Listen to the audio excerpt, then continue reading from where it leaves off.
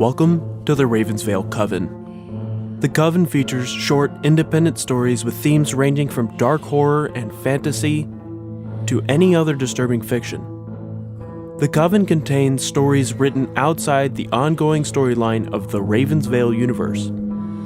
The stories are submitted by listeners, authors, and storytellers and are carefully curated by the staff of Ravensvale. To learn about our guidelines for submitting your story for consideration, go to www.ravensvale.com and click on the Submission tab on the menu bar. The Ravensvale Coven is part of our dark fantasy horror anthology podcast and may contain explicit language or thematic elements not suitable for all audiences. Listener discretion is advised.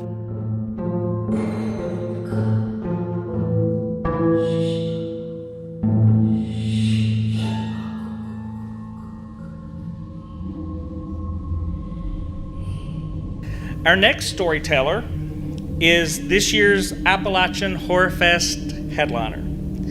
As a young storyteller, she is trained with some of the most internationally renowned storytellers. She has told her stories in schools and libraries, state parks, nursing homes, and anywhere a good story needs to be heard. For her, storytelling is a vocation, and she wants to lift up stories that need to be heard because everyone has a story that deserves to be shared. Bringing us two stories tonight, the first called Irish Story, and the second entitled The Invited Guest. Help me welcome to the stage our headliner for tonight's event, Natayla Smith.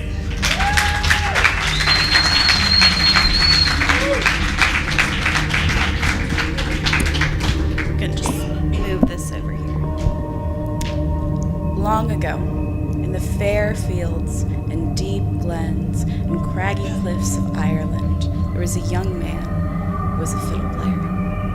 He knew all types of songs, the songs you play at weddings, the songs you play at funerals, and at any life event in between. He traveled from village to towns to cities, playing music anywhere he could.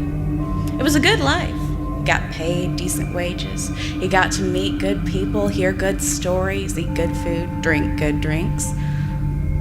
But it wasn't the sort of thing he wanted to do forever. Eventually, he wanted to settle down, have a nice farm all to himself, marry a nice girl, and have lots of little bairns, children, running around. But the life of a traveling musician wasn't the life you had a wife or children in. And so he kept working, kept traveling, kept playing the music he loved, and dreaming of getting married someday. There was even a girl in the village nearby who he thought about marrying, but he didn't have enough money to court her yet. Now one night, he was playing at a wedding. Oh, what a wedding. There had been music and feasting and dancing. The ceremony had been lovely, but the party after, even better. And he had played for as long as he could, and it was getting late into the night. Darkness had fallen over the glens, and now it was time to go home. He could take the road, but it was a much longer way to his village and to his bed, and there was a shortcut. He could go over the fairy hill. Now in Ireland, a fairy hill is a hill that stands apart, stands alone. It is part of no ridge or mountain range. It is smooth, sloped, green. There are hawthorn trees that grow on it. It is here where the fairies make their home, where they have their halls under the ground. They're beautiful places. They are dangerous places. But the young man wanted to get home as fast as he could, and like a lot of young people, he thought himself invincible. And so he decided to take the shortcut. He walked up the gentle slope of the hill, and as he got to the top, he saw a ring of standing stones. And from the center of the stones, a light. And as he got closer, he heard the notes of a song he had never heard before, strange and otherworldly. And there was a little man playing a flute. The fiddler listened for a moment, letting the melody wash over him, and then he pulled out his fiddle and began to play, harmonizing, wrapping notes around the melody that the little man played.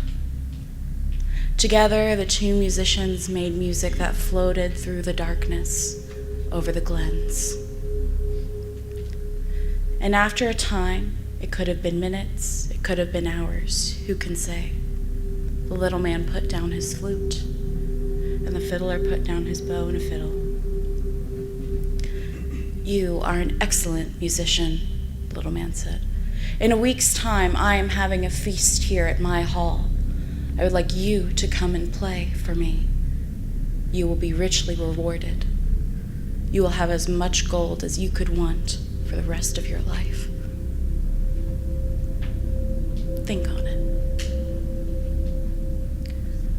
And in the second, the little man disappeared. The light was gone, and the ring of standing stones was lit only by the light of the moon and stars. The young man walked home, and he spent a week trying to decide what to do. Was he going to go back and play music and get enough gold? He thought of what the gold could do. He could buy a home. He could start courting the girl he loved, but what price would he pay? His family and friends warned him about the dangers of the fairies, but the gold was just too tempting. And a week later, in the dark, he took the same path up the slope of that hill. And there were the same standing stones, that same light. And there in the center, the small man. And in the blink of an eye, they disappeared. And we're in a giant, gorgeous hall, glittering and golden, filled with the sounds of a party. Music and dancing, cheering and laughter, chatter filled the giant space. All around the fiddler were the fairies, beautiful creatures. Smiling faces, delicate features. He stood next to the little old man, who handed him a bag of gold so heavy it nearly fell out of his hands. As he opened it, he saw more gold than he had ever seen in his life, than his family had ever seen. He tied it up quickly and put it in his pocket, pulled out his fiddle, and did what he had come there to do. He began to play. As the fairies heard the notes of familiar songs, they began to gather around him, to dance and to sing.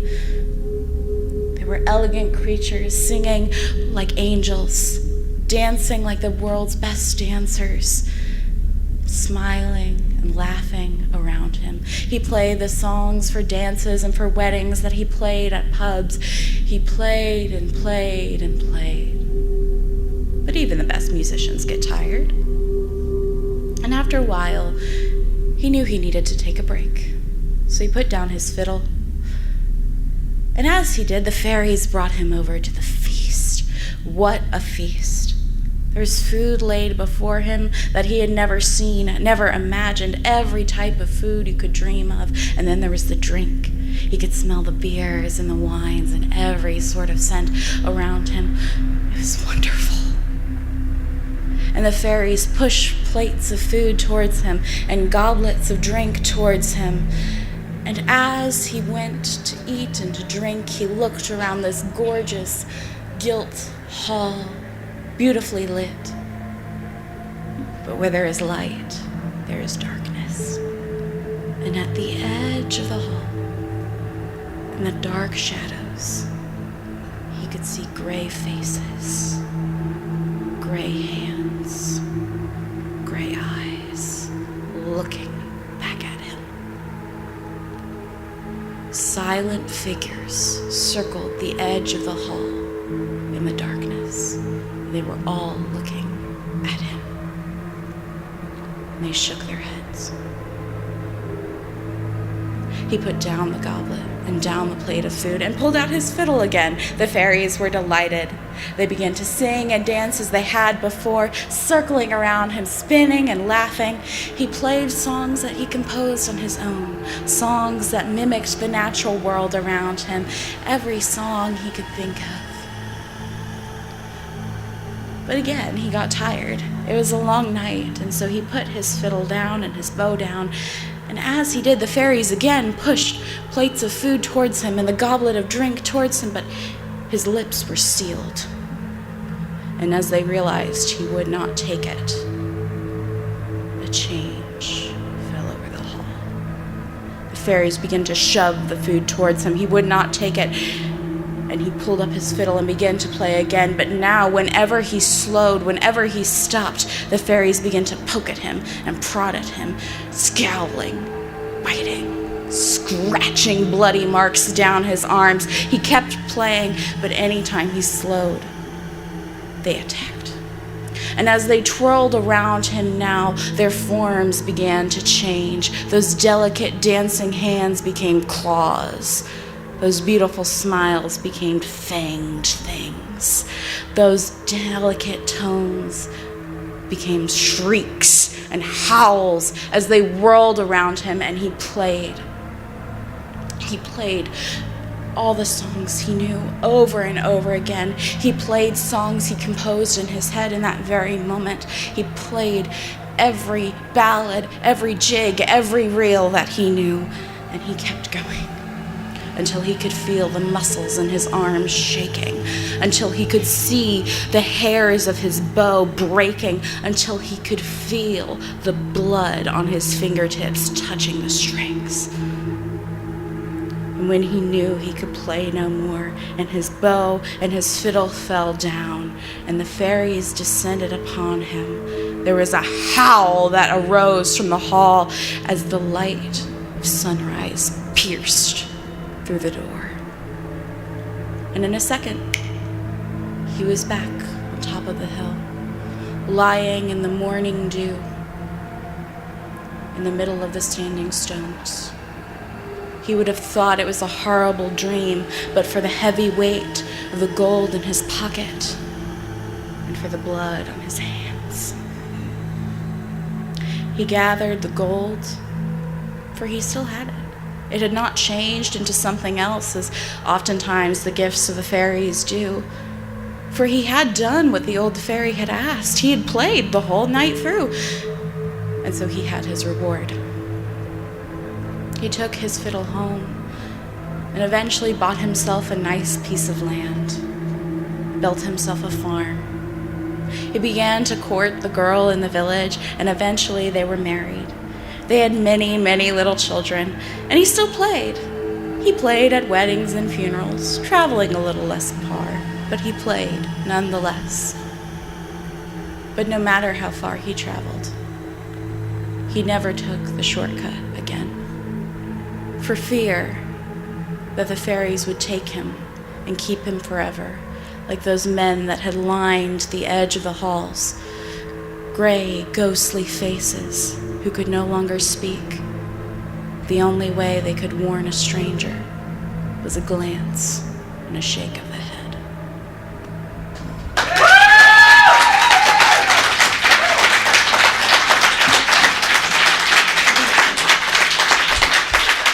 So I learned that story this summer. I got the chance to travel to Northern Ireland for about 6 weeks. I got to travel around. I got to meet wonderful storytellers and musicians. But my second story comes from a little closer to home. It comes from a collection of stories called The Green Hills of Magic, written by a woman named Ruth Ann Musick. Now, this name is probably not familiar to a lot of you, but it is familiar to me. You see, my family is from West Virginia. My great-grandfather grew up there. His father was a coal miner, and he worked in the mines for a few years until he decided that's not how he wanted to spend the rest of his life. And so he chose to put himself through college. And his college of choice was a small state college called Fairmont State College. It was here he went. He wanted to get a more practical degree, but one day he walked into a class, the wrong class, a math class, and he actually enjoyed it. And he decided that that was going to be his major. And so he graduated. Eventually, he would work at Fairmont State College. And one of his colleagues was a woman named Ruth Ann Musick. Now, being a professor of mathematics in a rural West Virginia college in the mid-1900s was not for the faint of heart. Ruth Ann Musick was not always the most popular professor. But one of the things she was well known for was collecting the stories of her students. A lot of her students came from second or first generation homes, immigrant homes, and they brought with them stories from Europe. And so she collected these stories into many collections of folklore, and she helped promote folklore and storytelling in West Virginia, reviving it into the beautiful tradition that we have today.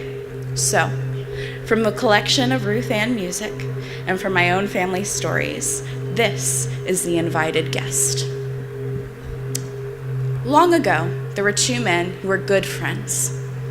But it had come a time in their life where they needed to seek their fortunes. They had to go elsewhere and figure out what they were going to do with the rest of their lives. They didn't know if they were ever going to see each other again. And so they made a promise that no matter what happened, they would invite each other to their weddings. Now, the two men went their separate ways and lived their lives. One man, unfortunately, died very young. But the second man found his fortune, a decent job, a good town, and a good soon-to-be wife. But he was not a man of broken promises.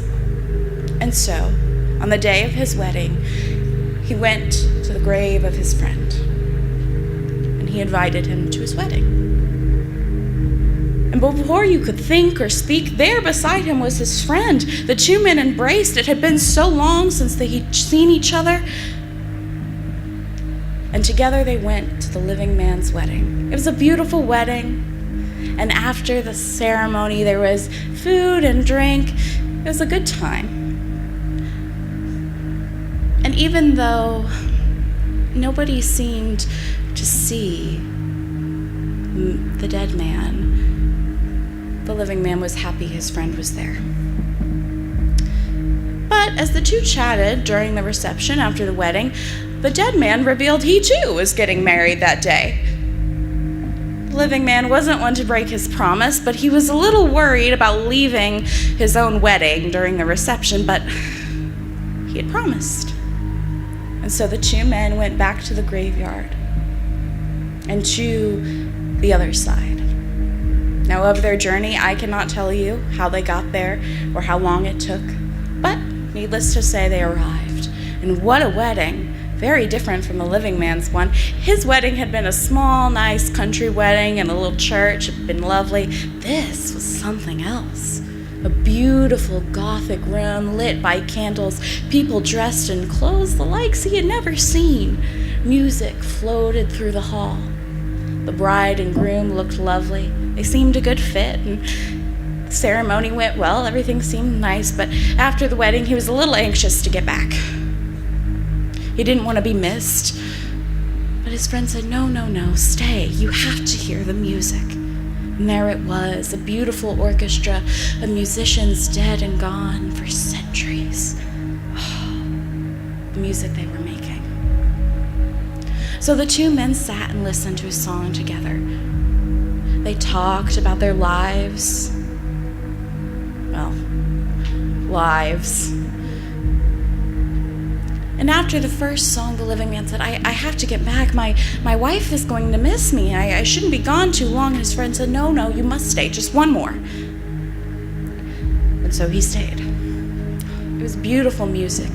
He was sure he would never hear anything like it. And after the song was over, his friend insisted, you must stay for another. No, I can't. I will be missed. You must stay. Just one last one. This will be the last time we see each other for a long time. So the two men sat together and listened to the song. Strange, beautiful, otherworldly. They said their goodbyes for what they knew would be a long time. And after the song was over, the living man made his way back up to our world. He got back to the graveyard,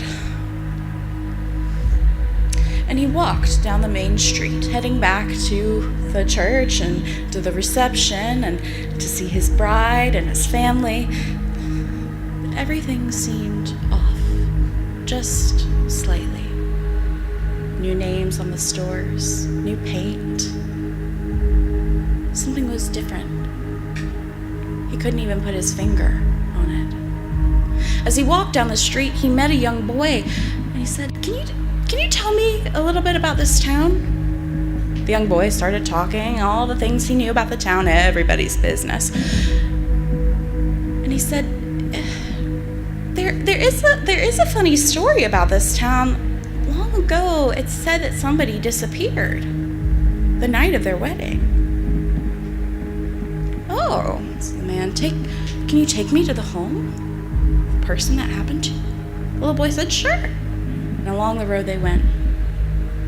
And as they walked a familiar path to the living man, he knew the final destination before they got there. A grove of trees surrounding the foundation of a home, the foundation itself even crumbling. And as he looked at the remains of what were supposed to be his new wife and his house, he realized that for every song he had stayed in the other world, what had felt like minutes had been 100 years.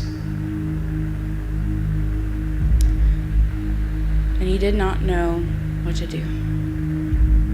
It's said that he went on living the rest of his life in that town, awaiting the day that he would go back to the other world and question his friend about what had happened.